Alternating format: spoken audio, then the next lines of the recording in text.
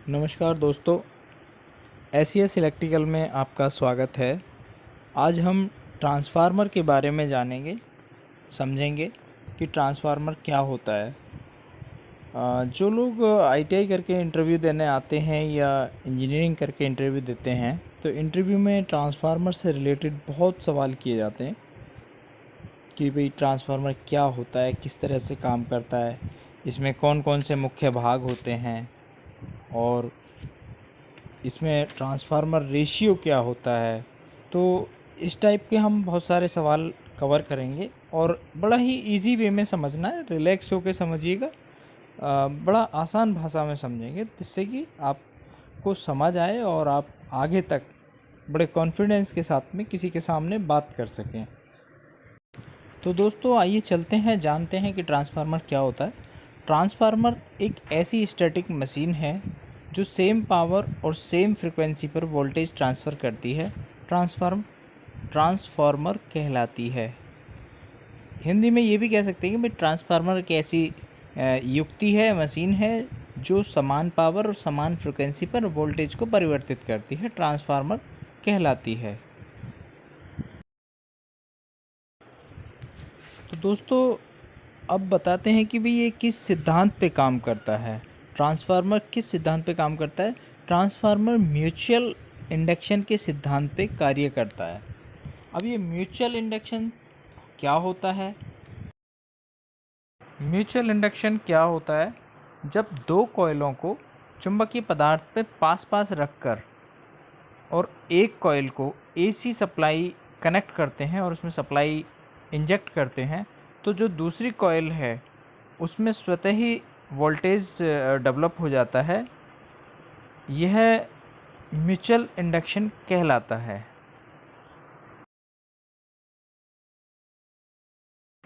दोस्तों सबसे ज़्यादा सवाल पूछा जाता है इंटरव्यू में कि ट्रांसफार्मर रेशियो क्या होता है।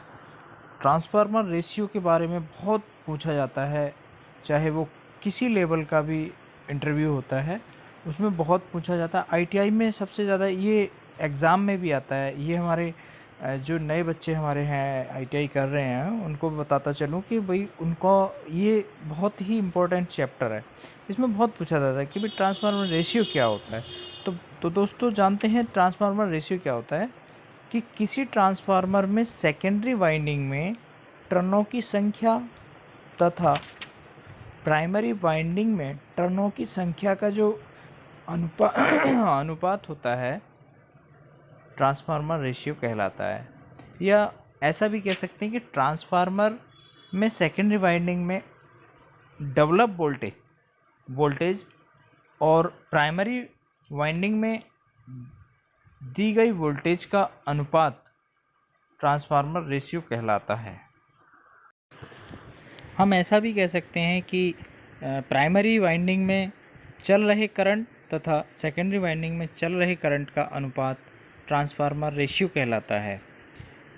इक्वेशन के हिसाब से भी हम ऐसे भी बना सकते हैं, इसकी जो परिभाषा है, या इसको ऐसे भी बता सकते हैं कि भाई E2/E1 is equal to N2/N1 is equal to I1/I2, या ES/EP is equal to NS/NP is equal to IP/IS।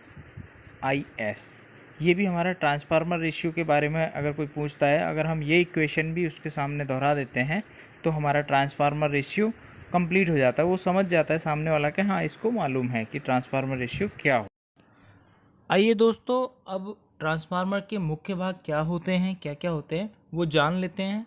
Dry type transformer और ऑयल टाइप ट्रांसफार्मर में कौन कौन से ऐसे मुख्य भाग होते हैं वो समझ लेते हैं। तो जो भाग हैं, पहले नंबर पर कोर हो गया, वाइंडिंग हो गई, इंसुलेटिंग मटेरियल हो गया और टैप चेंजर। बेसिकली ये जो पार्ट हैं ये हमारे ड्राई टाइप में भी होते हैं और ऑयल टाइप में भी।